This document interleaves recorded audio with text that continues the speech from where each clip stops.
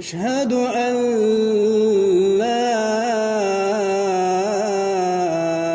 إله إلا الله.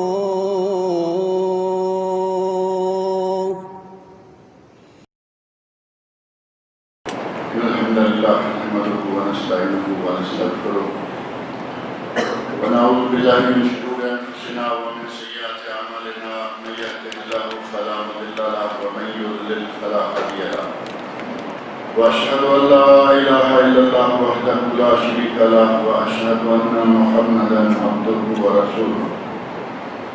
أما بعد فإن خير الحديث كتاب الله وخير الهدي هدي محمد صلى الله عليه وسلم وشر الأمور محدثاتها وكل محدثة بدعة وكل بدعة ضلالة وكل ضلالة في النار. رب اشرح لي صدري ويسر لي أمري واحلل عقدة من لساني يفقهوا قولي. رب أعوذ بك من همزات الشياطين وأعوذ بك رب أن يحضرون. بسم الله الرحمن الرحيم. عن أنس بن مالك رضي الله عنه قال فرضت على النبي صلى الله عليه وسلم الصلوات ليلة أسري به 50 ثم نقصت حتى جعلت 5 ثم نودي يا محمد إنه لا يبدل القول لدي وإن لك بهذه 50 وهو حدیث صحیح. سنن ترمذی اور اسی طرح بالتفصیل صحیح بخاری اور صحیح مسلم میں نمازوں کی فرضیت کا ذکر آیا ہے کہ سارے اعمال نبی اکرم صلی اللہ علیہ وسلم پر بالتفصیل صحیح بخاری اور صحیح مسلم میں نمازوں کی فرضیت کا ذکر آیا ہے کہ سارے اعمال نبی اکرم صلی اللہ علیہ وسلم پر حضرت جبرائیل امین کے ذریعے دنیا میں فرض کیے گئے. اور نماز ایک ایسا عمل ہے کہ یہ دنیا میں حضرت جبرائیل امین کے ذریعے نہیں بلکہ اللہ رب العزت نے معراج کے موقع پر آسمانوں پر فرض کیے. نماز میں اور دیگر اعمال میں یہ فرق ہے کہ نماز اللہ رب العزت نے معراج کے موقع پر جب نبی اکرم صلی اللہ علیہ وسلم کو شرف ملاقات شرف ہم کلامی سے نوازا تو اس وقت نماز فرض کی گئی. حضرت انس بن مالک کی یہ مختصر روایت جو سنن ترمذی میں ہے یہ صحیح بخاری اور صحیح مسلم میں پوری تفصیل کے ساتھ موجود ہے جس میں معراج کا واقعہ بھی ذکر کیا گیا ہے. یہاں ان کلمات میں حضرت انس بن مالک رضی اللہ عنہ فرماتے ہیں کہ نبی صلی اللہ علیہ وسلم پر نمازیں اس رات فرض کی گئیں جبکہ آپ کو معراج کروائی گئی اور اس وقت 50 نمازیں فرض کی گئی تھیں. اس کے بعد واقعہ بالتفصیل بخاری مسلم میں موجود ہے کہ حضرت موسیٰ علیہ السلام کے پاس آئے واپس گئے واپس گئے اور بالآخر 5 نمازیں رہ گئیں. 5 نمازوں کے بعد ثم نودیا یہ اعلان کیا گیا یا محمد اے میرے نبی اے میرے محبوب انہ لا یبدل القول لدی ہمارے یہاں باتیں بدلی نہیں جاتی. ہم نے 50 کہا ہے تو 50 ہی کا ثواب ملے گا. ان لک بہذہ الخمس 50 نمازیں آپ 5 پڑھیں گے اور ہم ثواب 50 نمازوں کا دیں. یہ 5 وقتہ نماز جو ہے نماز پنجگانہ اس کے بارے میں اس کی فرضیت کا وقت اور اس کی فرضیت کا مقام جو ہے اس کے بارے میں حضرت انس رضی اللہ عنہ نے فرمایا کہ اتنی فضیلت ہے نماز کی اتنا مقام و مرتبہ ہے کہ وہ دنیا میں نہیں. نبی پاک صلی اللہ علیہ وسلم کو 7 آسمانوں کے اوپر اللہ رب العزت نے اپنے پاس بلا کر یہ نماز فرض کی. حضرت طلحہ بن عبید اللہ کہتے ہیں جاء رجل الى رسول اللہ صلی اللہ علیہ وسلم من اہل نجد. اہل نجد میں سے ریاض اور اس کے ارد گرد کے علاقے جو ہیں وہ نجد کہلاتے ہیں.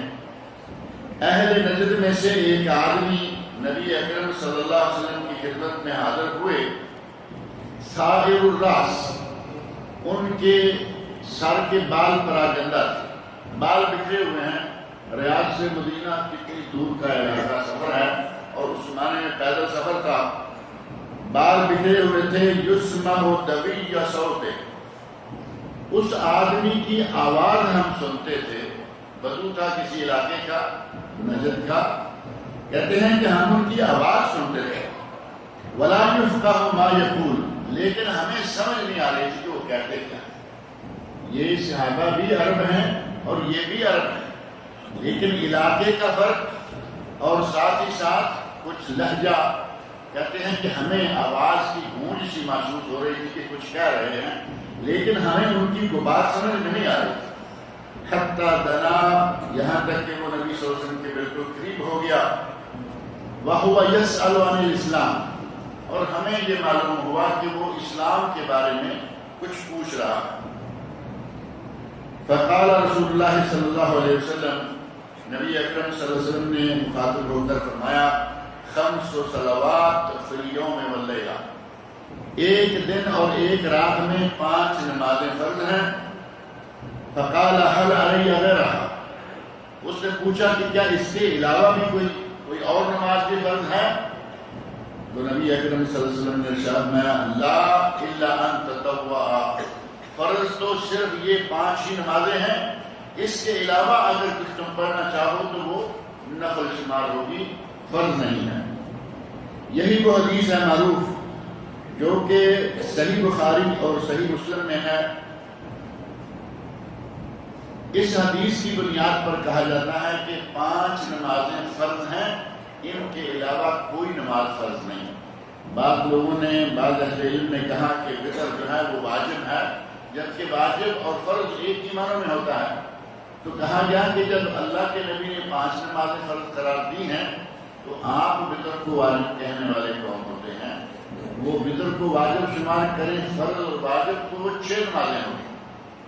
لیکن اہل علم کے یہاں یہ تھوڑا سا فرق ہے، بعض نے کہا کہ واجب اور فرض ایک ہے، بلکہ 3 ائمہ اور ان کے ماننے والے وہ سارے کے سارے کہتے ہیں کہ فرض اور واجب ایک ہی معنی میں ہے، لیکن ایک امام جو ہیں ان کا اور ان کے ماننے والوں کا کہنا ہے کہ فرض اور سنت کے درمیان، فرض اور سنت مؤکدہ کے درمیان ایک درجہ ہے جس کو واجب کہا جاتا ہے۔ تو بہرحال 5 نمازیں فرض کی گئی اور وہ 5 ہی فرض ہیں، ان کے علاوہ دوسری نمازیں جو ہیں اس کے بارے میں کہا گیا الا ان تطوع، اگر آپ نفل پڑھیں تو جتنی نمازیں چاہیں پڑھیں۔ سورج نکلتے ہی ایک نماز ہے، سورج کے طلوع ہوتے ہی شروق کے ساتھ ہی نماز ہے جس کو نماز اشراق کہا جاتا ہے، صلاۃ الاشراق، 2 رکعتیں۔ لیکن یہ سب سے زیادہ نفع مند اس کے لیے ہے جو آدمی فجر کی نماز پڑھے اور ذکر و اذکار میں مشغول رہے اور مسجد میں رکا رہے۔ جب سورج طلوع ہو جائے تو 2 رکعتیں پڑھے، 2 رکعتیں پڑھ کر مسجد سے نکل جائے۔ نبی اکرم صلی اللہ علیہ وسلم ارشاد فرماتے ہیں کہ اسے پورے حج اور پورے عمرہ کا ثواب۔ ان 2 رکعتوں کا ثواب بہت ہے، لیکن یہ ثواب حاصل کرنا یہاں تھوڑا مشکل ہے، کیونکہ یہاں جماعت کے 10 15 20 منٹ بعد گنجائش دیں گے، اس کے بعد کہیں گے کہ یہاں سے ڈیرا اٹھاؤ، ہم نے تالا لگانا ہے، مسجدوں میں تالے لگ رہے ہیں۔ بہرحال اگر کوئی اپنی نیک نیتی سے مسجد میں بیٹھے، جب تالا لگنے لگے مسجد سے نکلے، گھر میں جا کے کہیں بیٹھ جائے، اللہ رب العزت کے یہاں اس کی رحمت کے خزانے بہت بڑے ہیں، وہ ثواب عطا فرمائے گا۔ حضرت عبداللہ بن عمر رضی اللہ عنہما فرماتے ہیں، اب نفل نماز یہ صرف اشراق ہی نہیں، اگر یہاں سے آپ گھر گئے 9 10 11 تقریباً 11:15 کے قریب تک ایک اور نماز ہے جس کا نام ہے صلاۃ الاوابین۔ ہمارے پاک و ہند میں مشہور ہے صلاۃ الاوابین مغرب اور عشاء کے درمیان۔ مغرب اور عشاء کے درمیان وہ روایت یقیناً ایک ہے، لیکن وہ روایت ضعیف ہے، اور صحیح مسلم میں جو صلاۃ الاوابین کا وقت بتایا گیا وہ یہ ہے کہ 9 سے لے کے 11 ساڑھے 11 تک یعنی سورج کے سر پر آنے سے تھوڑا پہلے تک، جو زوال کے 10-15 منٹ شمار ہوتے ہیں اس سے پہلے پہلے، اور صبح اس وقت جب سورج اچھی طرح گرم ہو جائے، اس نماز کی اہمیت اور اس کے وقت کے بارے میں نبی اکرم صلی اللہ علیہ وسلم نے ارشاد فرمایا صلاۃ الاوابین حین ترمد الفصال، صلاۃ الاوابین کا وقت وہ ہے جب اونٹ کے بچے کے پاؤں نیچے سے جلنے لگے۔ اب بڑا اونٹ تو ظاہر ہے کہ پاؤں نیچے سے سخت ہو گئے ہوتے ہیں، وہ کیا جلے کہ دھوپ سے یا ریت کے گرم ہونے سے، لیکن اگر بچہ ہے تو ظاہر ہے کہ اس کے پاؤں نرم ہوتے ہیں۔ اور عربوں کے یہاں یہ پہچاننا بڑا آسان تھا، جہاں بھی اونٹ ہوتے ہیں کہ کس عمر تک بچہ جو ہے اس کے پاؤں نرم رہتے ہیں۔ اونٹ کے بچے کے پاؤں کے چلنے تک یہ صلاۃ الاوابین کا وقت ہے۔ تو اس کا معنی یہ ہوا کہ مغرب عشاء کے درمیان والی روایت پر ضعیف ہے، اس کے مقابلے میں صحیح مسلم کی یہ حدیث ہے، اس میں کسی قسم کا کوئی شک نہیں کہ اس کے قریب بھی ضعف آئے گا۔ اس حدیث میں صلاۃ الاوابین کا وقت بتایا گیا 9 سے لے کر 11:30 تک، اور یہی وہ نماز ہے جس کو صلاۃ الضحیٰ بھی کہا جاتا ہے، اور اسے ہی نماز چاشت، یہ اصل میں فارسی کا لفظ ہے، نماز چاشت، صلاۃ الضحیٰ اور صلاۃ الاوابین، یہ تینوں نام جو ہیں وہ ایک ہی نماز کے ہیں۔ نبی اکرم صلی اللہ علیہ وسلم نے یہ نماز پڑھنے کی نہ صرف تاکید فرمائی بلکہ خود آپ بڑی پابندی کے ساتھ عموماً 8 رکعتیں پڑھا کرتے تھے، کوئی کم پڑھے جائز، زیادہ پڑھے منع نہیں ہے، لیکن نبی صلی اللہ علیہ وسلم نے یہ نماز عموماً ہمیشہ ادا فرمائی۔ اور حضرت ابن عمر رضی اللہ عنہ بیان فرماتے ہیں کہ نبی اکرم صلی اللہ علیہ وسلم نے ارشاد فرمایا بنی الاسلام علی 5، اسلام کی بنیاد 5 چیزوں پر ہے۔ جو اسلام کے ارکان مشہور ہیں، ارکان اسلام 5 ہیں، اور ان 5 میں سے پہلا شہادت ان لا الہ الا اللہ وان محمد رسول اللہ۔ پہلا رکن یہ ہے کہ اس بات کی گواہی دیں کہ اللہ کے سوا کوئی معبود عبادت نہیں، اور حضرت محمد رسول اللہ صلی اللہ علیہ وسلم اللہ کے بندے اور اللہ کے رسول ہیں۔ اور دوسرا یہ وَإِقَامِ الصَّلَاةِ، نماز قائم کریں۔ یہ نماز بنیانہ جو ہے، یہ نماز اسلام کے 5 ارکان میں سے ایک رکن ہے۔ وَإِيتَاءِ الزَّكَاةِ، اور زکوٰۃ کا ادا کرنا یہ بھی اسلام کا رکن ہے۔ اپنے مال کا حساب کتاب کر کے جتنا سونا ہے، جتنا کیش ہے، جتنا کسی سے ادھار لینا ہے، جو مختلف جگہوں پہ آپ اپنی کمیٹی جمع کرا چکے، کچھ قسطیں جمع کرا چکے جو کہ آپ کے ہیں، وہ چاہے اس وقت آپ کے ہاتھ میں نہیں لیکن آپ کے ہیں، محفوظ ہیں، ان سارے پیسوں کو اکٹھا کریں اور ان میں سے 2.5%، 100 میں سے 2.5، 1000 میں سے 25، لاکھ میں سے 2.5 یہ زکوٰۃ ہیں جو عموماً اللہ والے رمضان المبارک میں نکال دیا کرتے ہیں تاکہ رمضان کی برکات بھی حاصل ہو جائیں اور فریضہ بھی ادا ہو جائے۔ لیکن اگر کسی کو اچانک پیسہ ملا رمضان کے 4-6 مہینے کے بعد، تو اس کے لیے ضروری نہیں ہے کہ وہ اگلے رمضان میں لازم ادا کرے، کیونکہ سال گزرنا یہ اس کی فرضیت کے لیے ضروری ہے۔ البتہ اگر کوئی ایڈوانس دے دیتا ہے، 6 مہینے گزرے اس نے زکوٰۃ ادا کر دی، کہا کہ رمضان آیا ہے، مبارک مہینہ ہے، تو یہ اس کے لیے بہت ہی اچھا ہے، بہتر ہے۔ والحج، اور چوتھا رکن ہے حج، اور 5واں ہے وصوم رمضان، رمضان المبارک کے روزے رکھنا۔ بعض احادیث میں رمضان پہلے ہے اور حج بعد میں ہے، اور بعض میں رمضان بعد میں ہے اور حج پہلے ہے۔ پر اس سے کوئی فرق نہیں پڑتا، اسلام کے 5 ارکان جو ہیں وہ معروف ہیں۔ اب وہ اوقات جن اوقات میں نماز کا پڑھنا جائز نہیں ہے، جن کو اوقات مکروہ کہا جاتا ہے، وہ 5 اوقات ہیں۔ ان میں سے پہلا وقت ہے جس وقت سورج نکل رہا ہو، یعنی نہ نکلا ہو نہ ابھی فجر کا وقت باقی بچا ہو، جسے کہتے ہیں کہ ابھی سورج اندر باہر ہے، کچھ اندر ہے کچھ باہر ہے، نکل رہا ہے، ایک وقت یہ۔ اور دوسرا وقت ہے جب سورج غروب ہو رہا ہو، جیسے صبح کے وقت اندر باہر کا وقت ہے، اسی طرح شام کے وقت بھی سورج اندر باہر ہوتا ہے، اس وقت بھی نماز نہیں ہے۔ اور جب سورج عین سر پر، جس کو کہتے ہیں کہ ابھی سورج سر سے ڈھلا نہیں، زوال کا وقت جو ہے اس وقت یہ 15 منٹ کا تقریباً وقت شمار کیا اہل علم نے، علامہ محمد بن صالح العثیمین اور اسی طرح دیگر علماء نے کہا کہ زیادہ سے زیادہ 15 منٹ ہوتا، 20 منٹ کر لیں احتیاطاً، 25 منٹ کر لیں، لیکن زیادہ سے زیادہ زوال کا وقت جو ہے وہ 15 منٹ ہے۔ یہ 3 ہو گئے، اور فجر کی نماز سے لے کر سورج طلوع ہونے تک 4، اور عصر کی نماز سے لے کر سورج غروب ہونے تک 5۔ یہ 5 اوقات ہیں جن کو اوقات مکروہہ کہا گیا۔ ان میں نفل نماز پڑھنا جائز نہیں۔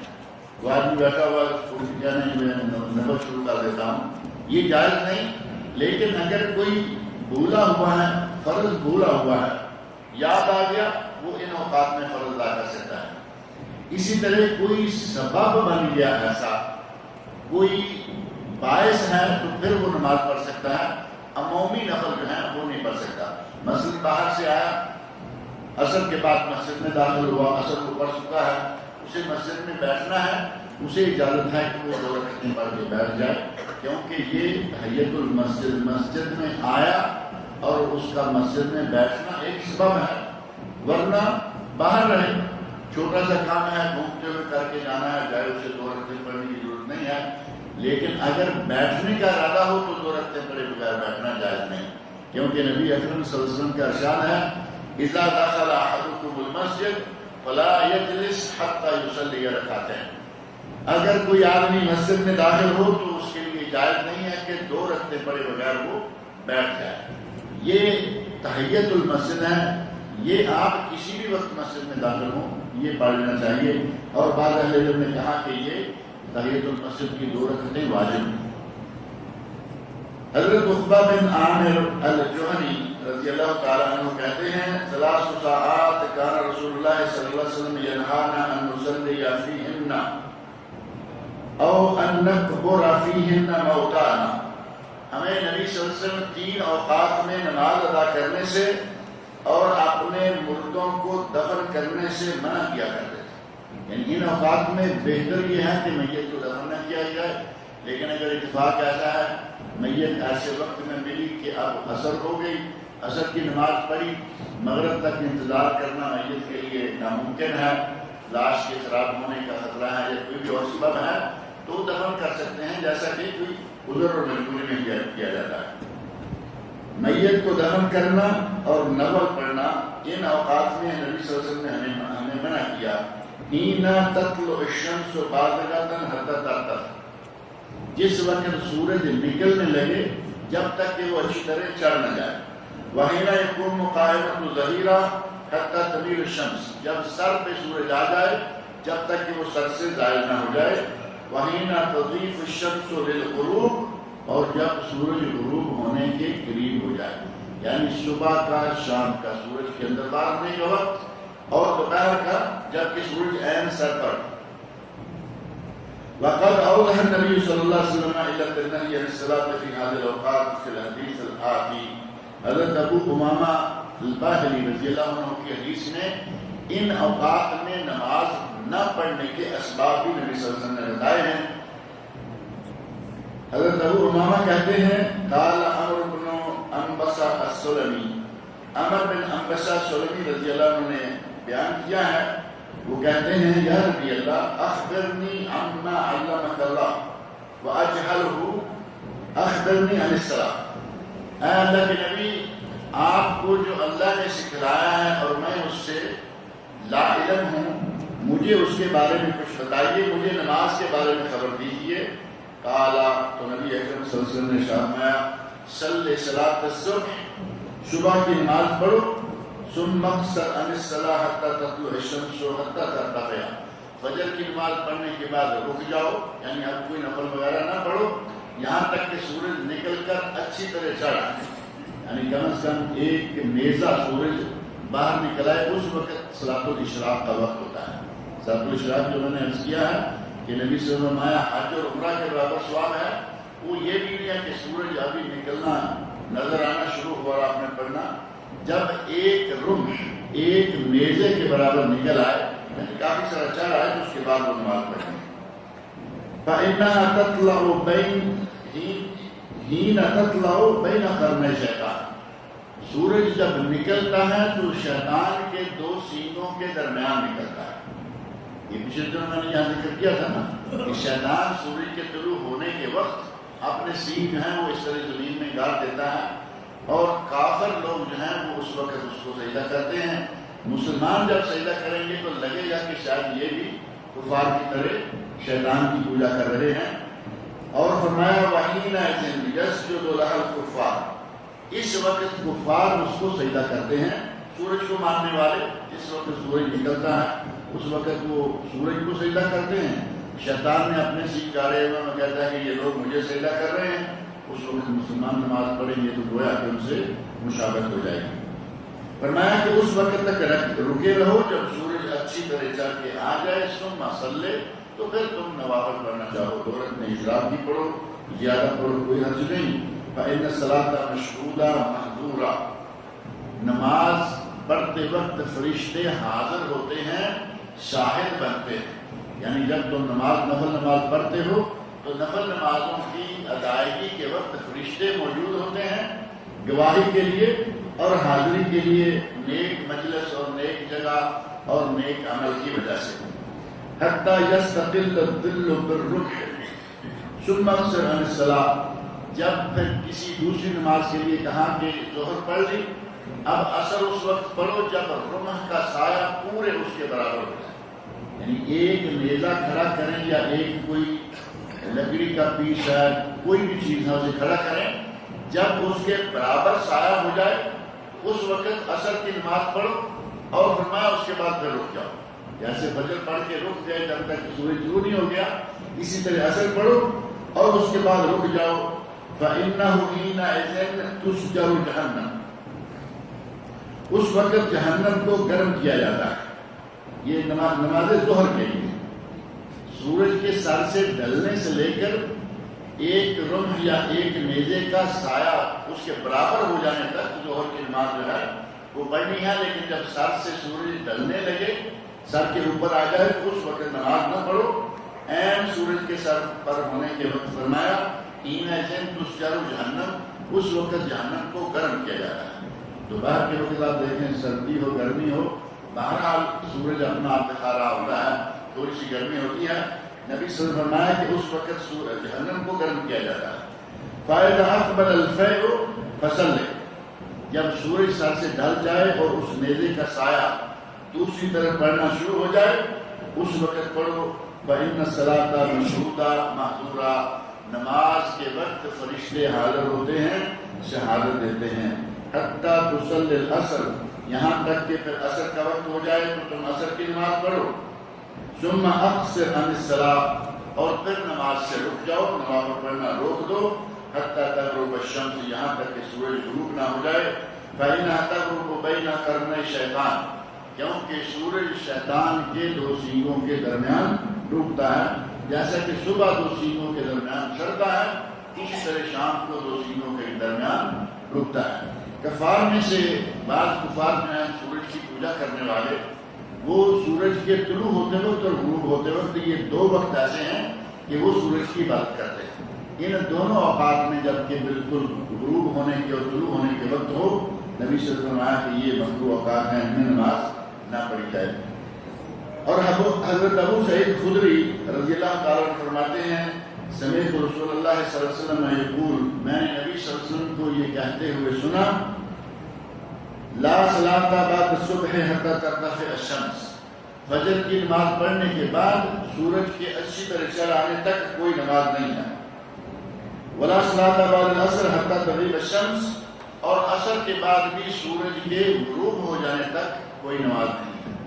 اب ان 2-3 احادیث میں آپ کے سامنے مکروہ اوقات 5 آ گئے: سورج نکلتے وقت، سورج ڈوبتے وقت، سورج کے سر سے ڈالتے وقت، عصر سے لے کے مغرب تک، اور فجر سے لے کے طلوع آفتاب تک. یہ 5 اوقات جو ہیں ان کو اوقات مکروہ شمار کیا گیا. اور بعض اوقات ایسے ہیں کہ اگر ان میں نماز پڑھی جائے ان اوقات میں سے اور اس کا کوئی سبب ہو تو وہ جائز ہے. جیسے میں نے پہلے تحیۃ المسجد کے بارے میں ذکر کیا ہے. ام المؤمنین حضرت ام سلمہ رضی اللہ عنہا فرماتی ہیں انہ صلی اللہ علیہ وسلم صلی رکعتین بعد العصر، نبی صلی اللہ علیہ وسلم گھر تشریف لائے اور آپ نے 2 رکعتیں عصر کے بعد پڑھی ہیں، اور عصر کے بعد 2 رکعتیں کوئی نہیں ہیں، نبی اکرم صلی اللہ علیہ وسلم بھی نہیں پڑھا کرتے تھے، ہم بھی نہیں پڑھتے، کوئی نہیں پڑھتا، عصر کے بعد مغرب تک کوئی نماز نہیں ہے۔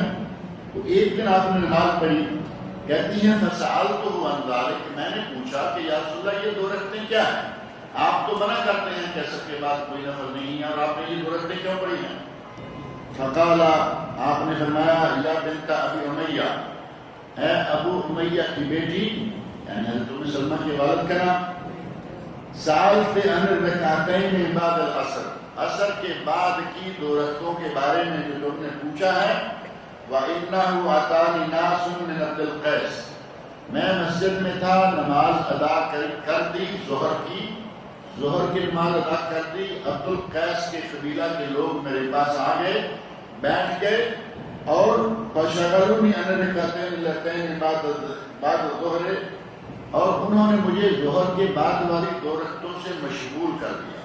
بیٹھے، فرضوں کے سلام پھیرنے کے بعد بات شروع ہوئی، بات چلتی رہی حتیٰ کہ عصر کی اذان کا وقت ہو گیا، عصر پڑھی، میں گھر میں آ گیا، فَهُمَا هَاتَانِ، اور وہ ظہر کی 2 رکعتیں جو میری رہ گئی تھی وہ میں نے اب پڑھی تھی۔ اس حدیث سے یہ بھی معلوم ہوا کہ اگر کسی کی ظہر کی نماز قضا ہو جائے تو اس کے لیے جائز ہے کہ وہ ظہر کی 2 رکعتیں بھی ہیں وہ بھی پڑھ لیں، یعنی 4، ایک تو 4 فرض ہیں معروف ہیں، ان سے پہلے والی 4 رکعتیں 4 سنتیں پڑھے یا نہ پڑھے، لیکن بعد والی 2 پڑھ لے، کیونکہ وہ نبی صلی اللہ علیہ وسلم نے عصر کے بعد قضا کر کے بھی پڑھی ہیں، ادا کی ہیں۔ اور ایک نماز جو تحیت الوضو ہے وہ بھی ایک سببی نماز ہے، تحیت المسجد بھی سبب ہے، وضو کرنا بھی ایک سبب ہے۔ وضو آپ جب بھی کریں، کوئی بھی وقت ہو، اس کے بعد 2 رکعتیں پڑھنا چاہیں تو وہ جائز ہے، ان کے لیے کوئی وقت مکروہ نہیں ہے۔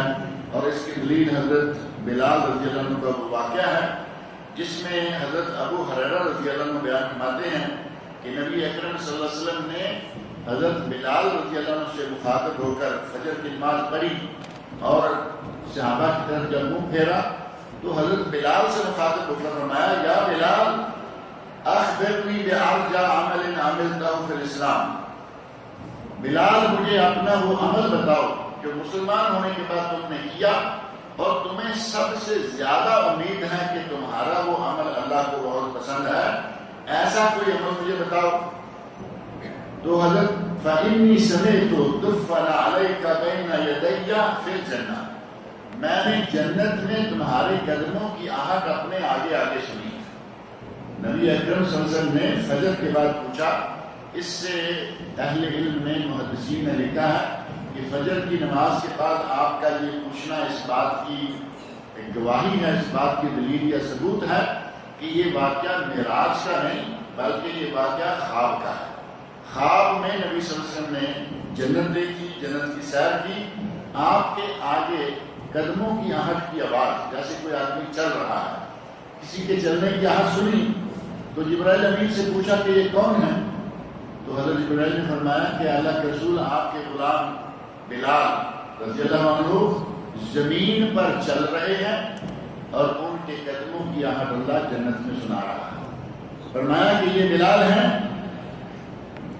قال ما عملت عملا ارجى عندي، اے اللہ کے رسول میں نے کوئی ایسا عمل نہیں کیا لیکن ایک کام ہے جو میرے نزدیک مجھے بڑی اللہ سے امید ہے کہ مجھے اس کا بہت اچھا بدلہ ملنے والا ہے، اور وہ کیا ہے؟ انی لم اتطہر طہورا فی ساعۃ من لیل او نہار، دن کا وقت ہو یا رات کا وقت ہو، میں جب بھی کبھی وضو کرتا، انی لم اتطہر، جب بھی میں وضو کرتا ہوں، الا صلیت بذلک الطہور ما کتب لی ان اصلی، تو میں اس طہور سے، اس طہارت سے، اس وضو سے وضو کرتے ہی نماز ضرور پڑھتا ہوں جتنی اللہ مجھے توفیق دے، یعنی کم از کم 2 رکعتیں، ظاہر کہ 1 رکعت تو ہوتی نہیں، وہ تو وتر کی ہے، وہ تو خاص ہے، اس کا وقت بھی خاص ہے، 2 ہیں کم از کم رکھتے ہیں۔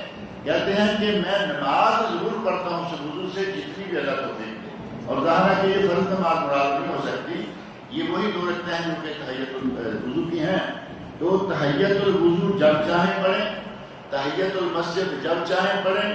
اگر کوئی نماز قضا ہو گئی ہے، بھول گئے ہیں آپ، جب وقت ملے پڑھ لیں. قضا ہو گئی، جب آپ کو موقع ملے پڑھ لیں. ان کے لیے مکروہ اوقات کوئی نہیں ہے. اسی لیے حضرت انس بن مالک رضی اللہ عنہ فرماتے ہیں کہ نبی صلی اللہ علیہ وسلم نے ارشاد فرمایا من نسی صلاۃ او نام عنہا، جو کسی نماز کو بھول گیا یا کسی نماز سے سویا رہ گیا، فکفارتها ان یصلیها اذا ذکرها، تو اس نماز کا کفارہ یہ ہے کہ جب اسے وہ یاد آ جائے فوری طور پر وہ اس نماز کو پڑھ لے. بھول گیا تو یاد آتے ہی پڑھ لے، اور اگر کوئی سو گیا تو بیدار ہوتے ہی اس نماز کو ادا کر لے. اور حضرت ابو قتادہ سلمی رضی اللہ عنہ سے مروی ایک حدیث ہے ان رسول اللہ صلی اللہ علیہ وسلم قال، نبی صلی اللہ علیہ وسلم نے فرمایا اذا دخل احدکم المسجد، جب تم میں سے کوئی شخص مسجد میں داخل ہو، فلیرکع رکعتین قبل ان یجلس، تو وہ بیٹھنے سے پہلے 2 رکعتیں ضرور پڑھ لے. یہ ہے تحیۃ المسجد. تحیۃ المسجد، تحیۃ الوضو. اور اسی طرح ہی اگر کوئی نماز بھول گیا ہے وہ جب چاہے پڑھ لے، اور کوئی نماز سوئے ہوئے گزر گئی ہے جب چاہے پڑھ لے. ان کے لیے کوئی خاص وقت مقرر نہیں ہے. ان دلائل سے، ان احادیث سے پتہ چلا کہ جو 5 مکروہ اوقات ہیں ان میں یہ نمازیں پڑھی جا سکتی ہیں. یعنی یہ نمازیں بھولی ہوئی یا قضا ہو چکی ہے، بھولے نہیں لیکن کسی عذر سے قضا ہو گئی، اور صلاۃ تحیۃ المسجد اور تحیۃ الوضو، ان چاروں نمازوں کے لیے کوئی وقت نہیں ہے. یہ مکروہ اوقات میں بھی ادا کی جا سکتی ہے. آگے بعض مسائل ہیں، مثلاً کچھ لوگ آتے ہیں اور فجر کی جماعت کھڑی ہوتی ہے اور وہ ساتھ ہی سنتیں پڑھنا شروع کر دیتے ہیں. ان کے بارے میں انشاءاللہ تفصیل اگلے اتوار کو آئے گی. اور اگلا اتوار جو ہے وہ رمضان سے باہر آئے گا، اس لیے انشاءاللہ العزیز حسب ثابت جو عشاء کے بعد کا ہمارا وقت ہے وہ اسی وقت میں آ جائے گا. سوال ہے کہ گیس کی تکلیف اتنی شدت سے ہو کہ ہر نماز میں وضو قائم رکھنا تقریباً ناممکن ہو، تو ایسی صورت میں نماز کیسے ادا کریں؟ اسی طرح سے اگر لیکوریا کی شکایت ہو تو نماز اور عمرہ. لیکوریا گیس جس کو سلسلے ری کہا جاتا ہے، سلسلے ری، اور ایک ہے سلسلے بول، پیشاب کا قطرہ آتا رہتا ہے اس کو کنٹرول نہیں ہوتا، اور ایک ہے استحاضہ، خون کا قطرہ عورت کو مسلسل جاری رہتا ہے. ان سب کے دوران صرف احتیاطی تدابیر اختیار کر لے، وضو کرے اور ایک نماز اسے پڑھ لے. نماز کے دوران کتنی مرتبہ ہوا خارج ہوئی، کتنی مرتبہ پیشاب کا قطرہ خارج ہوا، کتنی مرتبہ خون کا قطرہ خارج ہوا، اب اس کی کوئی پریشانی والی بات نہیں ہے، کیونکہ مستحاضہ کو نبی اکرم صلی اللہ علیہ وسلم نے حکم فرمایا کہ وہ ایک نماز ایک وضو سے صرف ایک نماز ادا کرے، بلکہ فرمایا کہ چاہیے یہ کہ ظہر اور عصر جمع کرے اور غسل کر کے نماز پڑھے، مغرب و عشاء جمع کرے اور غسل کر کے نماز پڑھے، اور فجر ظہر کی جمع کسی کے ساتھ نہیں ہوتی، اس کے لیے روزانہ 3 مرتبہ غسل کر کے نماز پڑھے. روزانہ کے لیے بڑا مشکل ہے روزانہ 3 مرتبہ غسل کرنا. پھر فرمایا کہ کم از کم ہر نماز کے لیے وضو ضرور کرے. یہ نہیں ہے کہ مغرب پڑھی اور اس کے ساتھ عشاء بھی پڑھ لیں. اب ظاہر ہے کہ جس کا قطرہ پیشاب کا نہیں رکتا، خون کا نہیں رکتا، ہوا نہیں رکتی، اس کا وضو تو نماز کے دوران بھی ٹوٹ رہا ہے. یہ تو نبی اکرم صلی اللہ علیہ وسلم کی رحمت اللہ علیہ ہے کہ آپ نے اس کے گزر کو مانتے ہوئے کہا کہ وہ نماز پڑھ لے. اب نماز کے دوران 3 مرتبہ 4 مرتبہ اگر اسے وضو کرنا پڑتا ہے تب جا کے نماز مکمل ہوتی ہے. یہ تکلیف مالا یطاق ہے، یہ ہر آدمی کے بس میں نہیں ہے کہ اتنا کرے، اور سردی کے موسم میں تو پھر اور بھی زیادہ یہ تکلیفیں ہو جائے. تو نبی صلی اللہ علیہ وسلم نے فرمایا ایک نماز ایک وقت کی پڑھ لے اور اس کے بعد سمجھے کہ اس کا وضو ختم ہو گیا، دوسری نماز کے لیے پھر سے وضو کرے. لیکن اگر کبھی ایسا ہے کہ مغرب عشاء مسجد میں اکٹھی ہو گئی، اس نے ایک وضو کیا ہے، مغرب عشاء دونوں پڑھ لے، ایک وقت کی مسلسل 10 12 15 18 20 رکھتے ہیں پڑھتا ہے. تراویح ہے، عشاء کی نماز کے لیے مسجد میں آتا ہے، 4 رکھتے ہیں عشاء کی، پہلے 2-4 رکعتیں آگے پڑھتا ہے، عشاء کے بعد کی 2 سنتے ہیں، اس کے بعد تراویح ہے، ایک ہی وضو کے ساتھ یہ ساری پڑھ سکتا ہے، کوئی حرج نہیں۔ لیکن یہ کہے کہ 4 رکعتیں ظہر کی پڑھی تھیں، اب میں 4 رکعتیں ساتھ ہی عصر کی بھی پڑھ لیتا ہوں، اس کی گنجائش نہیں ہوگی۔ یہ ان سب کے لیے ہے جس کو سلسلے ریح، گیس کی بیماری، یا سلسلے بول، پیشاب کے قطرے کی بیماری، یا استحاضہ، خون کے قطرے کی بیماری ہو، اور لیکوریا جو ہے اس کے بارے میں تو عموماً کہا گیا کہ یہ کیونکہ قطرہ جیسے پیشاب کا نکلتا رہتا ہے، اسی طرح کوئی قطرہ جو ہے خواتین کو لیکوریا کا نکلتا رہتا ہے۔ اور اسی کو آپ عمرہ پہ بھی لے لیں کہ جس طرح ایک مرتبہ وضو کر کے نماز پڑھ لی ہے، اس طرح ایک مرتبہ غسل کر کے وہ عمرہ شروع کرے۔ اگر اسے کوئی اور عذر جو وضو توڑنے والا ہے لاحق نہیں ہوتا تو وہ اسی ایک وضو سے اپنا عمرہ مکمل کر سکتا ہے۔ عمرہ کی نیت سے نکلے ہم اور عورت کو حیض ہو جائے تو کیا احرام اتار دیں یا کیا حرم مسجد میں داخل ہو سکتے ہیں؟ احرام باندھنے سے حرم حلال نہیں ہو جاتا۔ احرام باندھنے میں اگر عورت نے احرام باندھا ہوا ہے لیکن وہ منسل سے ہے، اس کو حیض آ چکا ہے، تو وہ جائے ہوٹل میں رک جائے۔ اگر وہ رک سکتی ہے وہاں 2-4-6 دن جب تک کہ وہ پاک نہ ہو جائے، تب تک وہ ہوٹل میں رکی رہے۔ اور اگر جلدی واپس آنا ہے، احرام اتار کے واپس آ جائے، لیکن وہاں مکہ مکرمہ میں ایک دم دے کے آئے۔ کسی بھی وقت اگر احرام کا یا حج کا، عمرہ کا یا حج کا احرام باندھ لیا جائے، اسے مکمل کیے بغیر اگر اتارنا پڑتا ہو تو دم دینا واجب ہو جاتا ہے۔ اس خاتون کے لیے یہی ہوگا کہ وہ یا تو یہاں سے جاتے ہیں مثلا طائف پہنچنے تک حیض شروع ہو گیا، وہ احرام نہ باندھے، گھر والوں کے ساتھ جائے، وہاں ہوٹل میں رہے، کمرے میں رہے، گھر والے عمرہ مکمل کریں، وہاں سے واپس آ جائیں۔ اور اگر احرام باندھتی ہے اور شوہر خدا کے ساتھ موجود ہے یا والد ہے، اسے پتا ہے کہ ہم نے یہاں رکنا ہے، تو پھر اتنا رکنا ہوگا کہ وہ خون سے پاک ہو جائے، غسل کرے اور عمرہ کرے، ایسی شکل میں وہ احرام باندھ کر جائے۔ اور اگر احرام نہیں باندھتی، پروگرام نہیں ہے کہ کینسل کر دیتے ہیں، مکہ میں گئے، نکلنے سے پہلے وہ اتفاقیہ کسی بھی طرح سے عورت پاک ہو گئی تو وہ وہیں سے نیت کر لے کہ ٹھیک ہے اللہ نے مجھے موقع دے دیا ہے، وہیں سے احرام باندھے اور عمرہ کر لے۔ اس کا اس شکل میں وہاں سے عمرہ کا احرام باندھنا جائز ہوگا، کیونکہ میقات سے گزرتے وقت اس کی عمرہ کی نیت نہیں تھی۔ اسی طرح کوئی ڈرائیور ہے، کسی سواری کو لے کر گیا، کوئی آدمی ہے کسی کام سے جدہ مکہ گیا اور معلوم ہے کہ ہم عمرہ نہیں کر پائیں گے، لہٰذا ہم جاتے ہیں اپنا کام کریں گے، آ جائیں گے۔ وہاں پہنچنے پر یہ معلوم ہوا کہ ہمیں گنجائش نکل آئی۔ اگر گنجائش نکل آئے اچانک تو وہ جدہ سے، مکہ سے، حرم سے احرام باندھ کے عمرہ کر سکتا ہے، جائز ہے۔ لیکن اگر نیت ہو کہ عمرہ کر کے آئیں، پھر کہیں کہ نہیں پہلے جا کے 1-2 دن جدہ میں رک لیں گے، ریسٹ کر لیں گے، پھر آئیں گے اور عمرہ کریں گے اور جدہ سے احرام باندھیں گے، یہ ناجائز۔ اس پر دم واجب آ جائے گا، کیونکہ جدہ میں ریسٹ کرنا ہے تو پھر دم بھی دینا کوئی اتنا بڑا کام تو نہیں ہے نا۔ بہت لوگ کرتے ہیں اور بہت غلط کرتے ہیں۔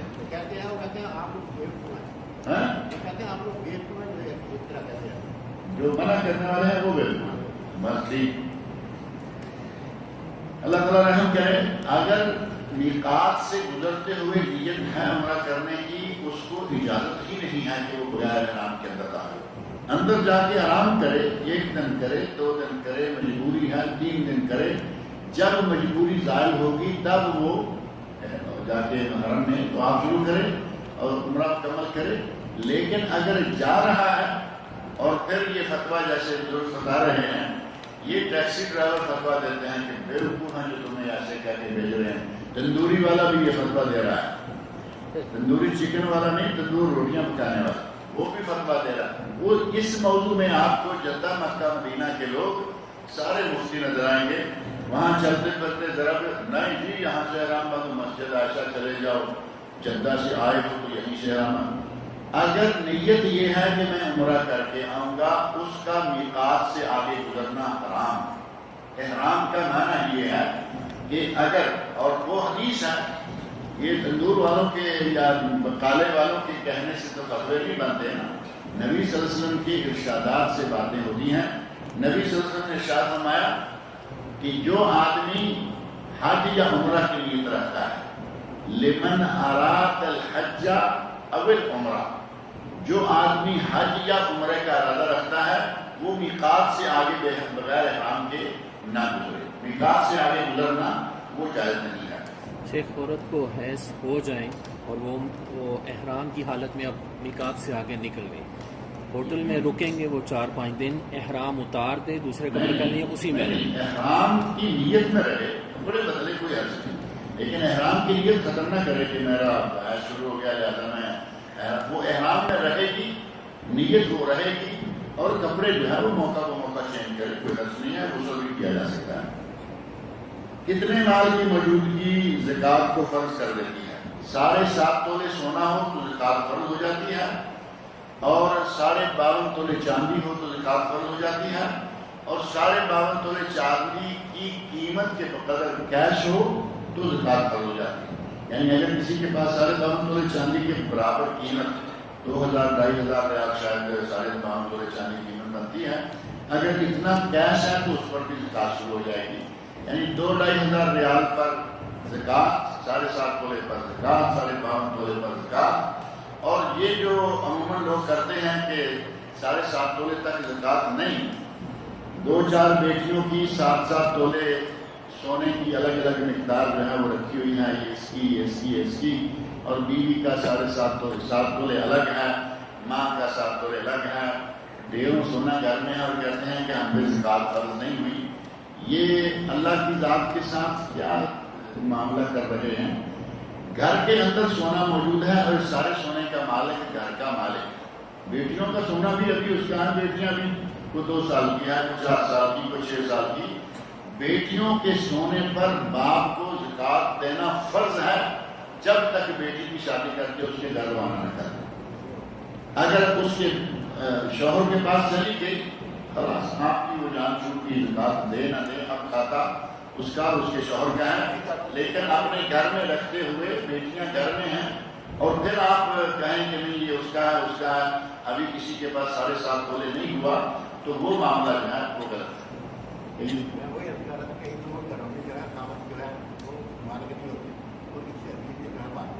سارے لوگوں کا آج کل یہی حال ہے، بیویاں ہی مالک ہوتی ہیں، بیویاں ہی مالک ہوتی ہیں تو انہیں کہیں کہ تم زکوٰۃ ادا کرو۔ میں اسی لیے کہا نا کہ شوہر کو چاہیے تھے، مال جو ہے وہ کیش تنخواہ کون لاتا ہے؟ شوہر۔ کم از کم سال میں 1 مہینہ تو اپنی مرضی کر لینا، باقی مہینوں میں لا کے اس کی جیب میں دے رہا ہے، 1 مہینہ زکوٰۃ کا حساب کر کے وہ زکوٰۃ کاٹ کے باقی کی وہ لا کے جمع کرا دے۔ لیکن اگر یہاں تک مجبوری بنی ہوئی ہے، بہرحال اگر گھر کے اندر کی زکوٰۃ نہ نکالی جائے گی تو ذمہ دار شوہر ہوگا، بیوی تو منع کرے یا نہ کرے اس کی مرضی ہے۔ اور بعض دفعہ کئی لوگ تھوڑی سی سستی کرتے ہیں کہ اماں زکوٰۃ نکال دینا، اماں ہے جو بیچاری، اس کو نہیں معلوم، اتنا بزرگ لوگوں کو اتنا زیادہ نہیں ہوتا کہ کیا ہوگا کیا نہیں ہوگا، پیسہ ہے لوگوں کو نکال دوں۔ یہ ذمہ داری ہے آدمی کی، جو آدمی کما کے لا رہا ہے، کہ وہ کوشش کر کے اپنی آنکھوں کے سامنے زکوٰۃ کا حساب کروا کے اماں سے نکلوائے، ابا سے نکلوائے، گھر والی مالکہ سے نکلوائے، بیوی کو جیسے کہہ رہے ہیں کہ مالکہ تو وہی ہوتی ہے، اس سے نکلوائے یا خود نکالے، یہ ذمہ داری اس آدمی کی ہے۔ 7.5 تولے سے کم سونے پر زکوٰۃ دینی ہوگی یا نہیں؟ یہ تو مسئلہ حل ہو گیا نا۔ 7.5 تولے سے کم ہے لیکن اتنا 5-6 لوگوں کے پاس گھر میں ہے، زکوٰۃ دینی ہوگی۔ لیکن اگر پورے گھر میں 7.5 تولے سے کم ہے تو پھر اس پر زکوٰۃ نہیں ہوگی۔ کیا سونے کا بھی 1 سال تک استعمال ہونا شرط ہے؟ سونا بھی 1 سال تک اگر آپ کے پاس باقی ہے تو پھر اس پر زکوٰۃ ہے، ورنہ نہیں۔ حیض والی عورتیں مسلل عیدگاہ کے احاطے میں داخل ہو سکتی ہیں یا عیدگاہ کے نماز والے حصے سے باہر ہوتے ہیں؟ وہ مسلح جو ہے، مسلل عید، وہ مسجد نہیں ہوتی، سال میں 1 نماز اس میں پڑھی جاتی ہے، 2 نمازیں عید کی صرف، لہذا اس احاطے میں داخل ہو جائیں لیکن پیچھے رہیں۔ اور پیچھے چونکہ خواتین بے شمار بیٹھ جاتی ہیں، آپ لوگ دیکھتے ہی ہوں گے، اگر وہ نماز میں شرکت نہیں کرتی تو نبی صلی اللہ علیہ وسلم نے فرمایا کہ کم از کم وہ مسلمانوں کی دعا میں شریک ہو جائیں گی یعنی وہاں مصلی تک پہنچیں اور تھوڑا پیچھے رہیں، آگے لوگ نماز پڑھنے لگیں، خواتین سب بنا کے کھڑی ہو جائیں گی اور حیض والی عورتیں جو ہیں وہ پیچھے بیٹھی رہیں گی، اور جس وقت امام خطبہ دے گا خطبہ سنیں گی، دعا مانگے گا، دعاؤں میں شریک ہو جائیں گے۔ عید کی تکبیرات کس وقت سے شروع کر کے کس وقت تک ختم کر دینی چاہیے؟ چاند نکلنے سے لے کر عید الفطر کی نماز پڑھنے تک، چاند نکلنے سے لے کر آپ تکبیرات کہہ رہے ہیں اور عیدگاہ کی طرف چل دیے اور عیدگاہ میں جا کے آپ نے نماز پڑھی اور اس کے ساتھ ہی سلسلہ تکبیرات کا جو ہے وہ ختم ہو جائے گا۔ ظہر کی نماز چھوٹ گئی اور عصر کی جماعت کھڑی ہے، پہلے جا کے جماعت کے ساتھ آپ ظہر کی نماز پڑھیں، کیونکہ آپ کی ظہر نہیں ہوئی اور عصر کی 4 رکعتیں ہیں، یہ بھی 4 ہیں۔ پہلے جا کے آپ نیت یہ کریں کہ میں ظہر ادا کرنے لگا ہوں، جس وقت امام سلام پھیریں اور اٹھ کے آپ اپنی عصر کی نماز پڑھیں تاکہ ترتیب بھی قائم رکھیں۔ کسی دوسرے شخص کا مال امانت کے طور پر پاس رکھا ہو اور کچھ مدت کے بعد اسے لوٹانا ہو تو کیا اس مال پر امانت رکھنے والا زکات؟ امانت رکھنے والے کو یہ کوئی جرمانہ نہیں ہے، زکات اس پر ہے جس کا مال ہے۔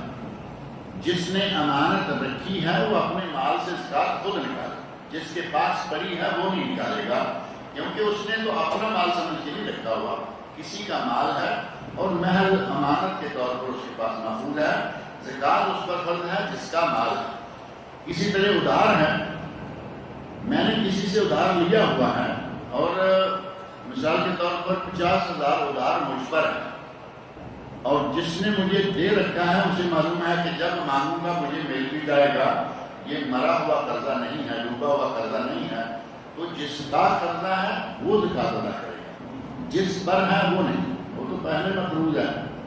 جس نے پیسے کسی کو قرضہ دیے ہوئے ہیں وہ اس کی زکات ہے وہ نکالے گا، اس پر واجب ہے، فرض ہے۔ اور اگر کچھ لیا ہوا ہے تو جمع تفریق کر لیں، جو دیا ہوا ہے قرضہ وہ 50,000 ہے، جو کسی وجہ سے لیا ہوا ہے وہ 10,000 ہے، 10,000 مائنس کریں، 40,000 کی زکات جو ہے وہ ادا کر دیں۔